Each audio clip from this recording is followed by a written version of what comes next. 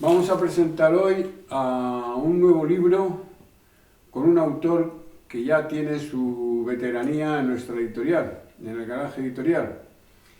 El libro se titula El psicoestado, materiales para un psicoanálisis del poder, que es el segundo texto que publicamos de Fernando Oliván, profesor de Derecho Constitucional que trabajó en la creación y en el establecimiento de esa tan conocida y polémica Corte Penal Internacional.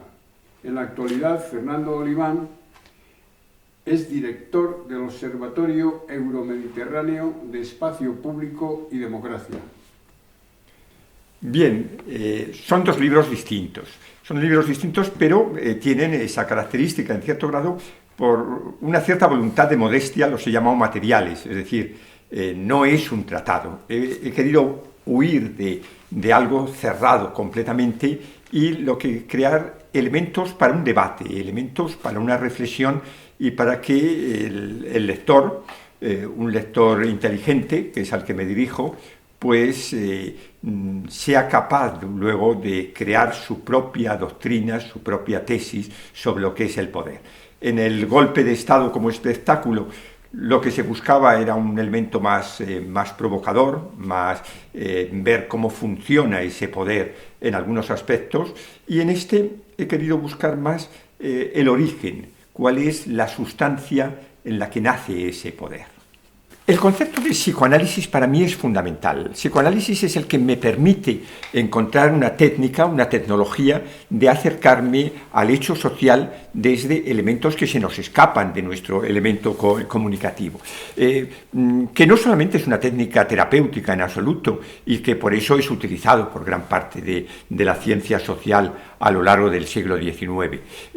La vinculación entre elementos que se nos escapan, fundamentalmente los eróticos, con la construcción social. Pero esto viene incluso del propio Ortega, cuando un Ortega plantea que no es ni el comerciante, ni es el sacerdote, ni es el político, ni el militar el que construye la sociedad, sino que es la juventud en su deseo, en esa juventud, en sus ansias de juerga y de placer, el vínculo entre deporte, entre delito y entre sexo va a ser justamente el elemento fundamental en la construcción del ámbito social. Es por eso que me baso en el cuerpo, en esas pulsiones absolutamente inmediatas y que no tienen una construcción ni científica, ni cultural, etcétera, que queda de esa manera como un subproducto de nuestra propia dinámica erótica. Por eso la importancia del psicoanálisis. Hay demasiado psicótico en el poder.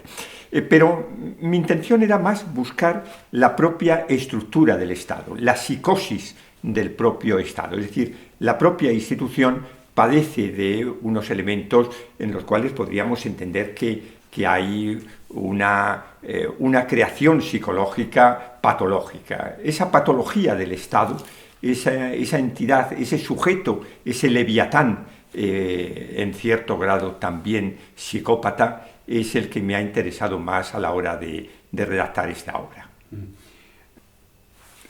Como indicaba, son materiales más bien míos, es decir, cuál es mi lectura, cuáles son mis elementos que aporto. Pero es cierto que son estructuras que nos servirían para crear distintas formas. Y es un poco a lo que voy. En otras obras mías insistía justamente en eso, en que el Estado es una construcción artificial, una construcción que se podría haber hecho de otras maneras, que no tiene nada que ver con las formas de construcción de otras comunidades de organización política. Y es esa construcción la que me interesa. Pero ¿por qué el psicoanálisis? Pues me lo habías preguntado también antes. ¿Por qué el psicoanálisis? Pues porque lo que sustancia esa estructura, lo que es a donde he querido llegar, por eso en la primera parte lo que analizo es el cuerpo, del cuerpo físico al cuerpo social, lo que da esa trascendencia es un elemento al cual el psicoanálisis dedica prácticamente todo su análisis, el sexo. Es decir, hay una pulsión erótica en esa construcción de la comunidad política. Y en esa pulsión erótica radicada en la sustancia del poder, ese erotismo del poder que algunas veces se suele decir, es lo que para mí entraña el núcleo y lo que en cierto grado constituye la raíz de todo este trabajo. De entrada, quería una lectura radicalmente materialista. Actualmente tenemos una cierta tendencia, bueno, no actualmente, de siempre, una cierta tendencia, incluso hasta las propias doctrinas evolucionistas, el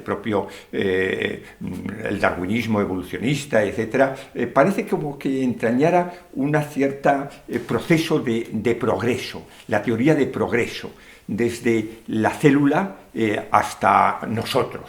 Hemos ido pasando de la célula, el ser pluricelular, los celomados, los vertebrados, hasta llegar a los mamíferos.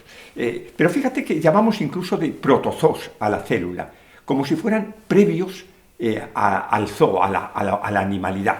Y esto es falso. No hay diferencia entre la célula y el científico de Oxford. Hay distintas formas de organizar vida. Y eso es lo que quiero definir bajo el concepto de cuerpo. No me interesa a mí la persona. La persona es una entelequia, ese concepto de algo abstracto que piensa y que tiene una subjetividad y que está cerca de lo divino, como dirían hasta los religiosos. No, lo que me interesa es el cuerpo porque eso es lo que realmente hay. No somos diferentes de esa célula, no somos diferentes de una lagartija. Ahora, ¿cómo esa lagartija siente, desarrolla, articula su vida? Eso es lo que me ha preocupado.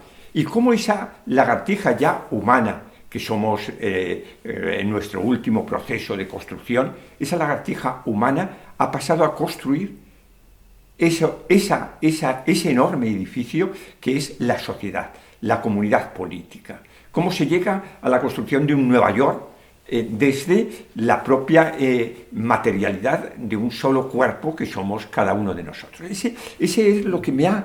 el centro de toda mi reflexión. Por llamarlo de alguna manera, el milagro, por utilizar esa terminología católica, que hace que ese cuerpo puramente fisiológico que somos sea capaz de construir ese otro cuerpo absolutamente místico, que es el cuerpo de una sociedad.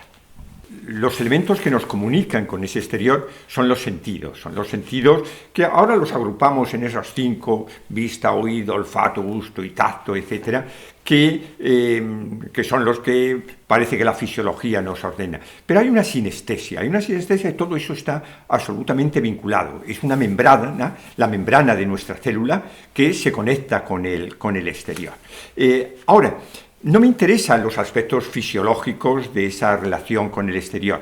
Me interesan los aspectos específicamente comunicativos, que son los que son nuestra especialidad como ser biológico, como elemento zoológico, la zoología del hombre.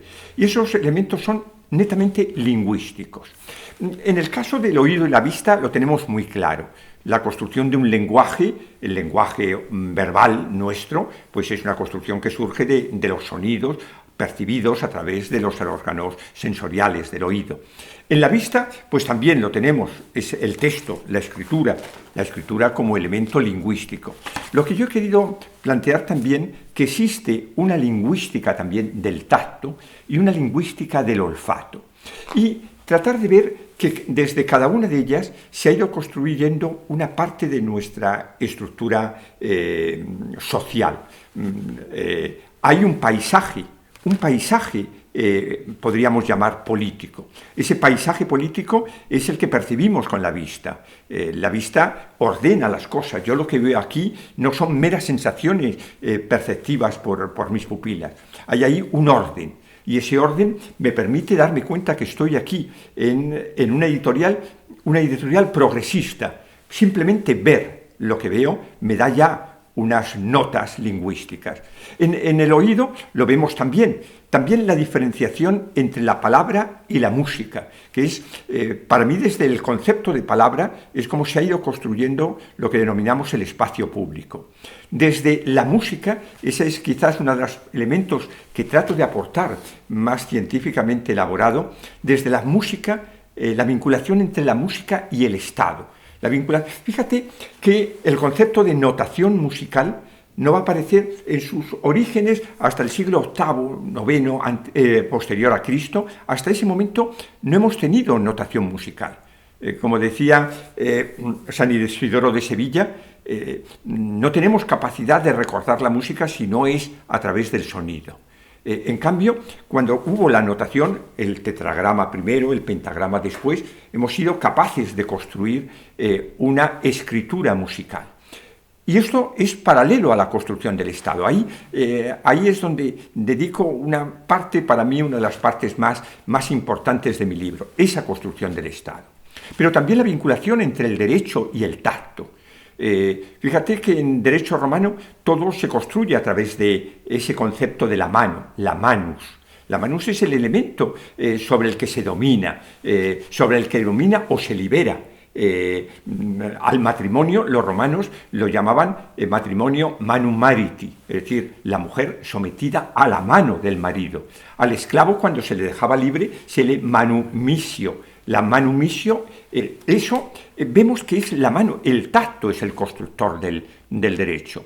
Y el olfato me diríais, ¿hay una lingüística del olfato? Sí. Hay una lingüística del olfato. El olfato, para mí, es el órgano que construye el capitalismo. El capitalismo construido bajo esa sensibilidad en un siglo, sobre todo el XIX, que tras las revoluciones se ha perdido toda capacidad de distinguir la categoría de las personas. En el siglo XVIII distingues perfectamente a un labriego de un duque, lo distingues a kilómetros. En cambio, en el siglo XIX, que se confunde todo eso, se empiezan a elaborar mecánicas de sensibilidad para saber, este tipo, por muy bien vestido que venga, es un parvenu, es un don nadie, un nuevo rico, o es alguien de siempre. Esa es toda la preocupación de la aristocracia del siglo XIX, y todo eso va creando mecánicas del sentido. Fíjate la cantidad de vinculación que hay del concepto de olfato, el olfato de la justicia, la corrupción, ese algo huele mal en Dinamarca que decía Hamlet, o que decía Shakespeare en su obra Hamlet. Es decir, la vinculación de esos elementos que van surgiendo con los elementos olfativos.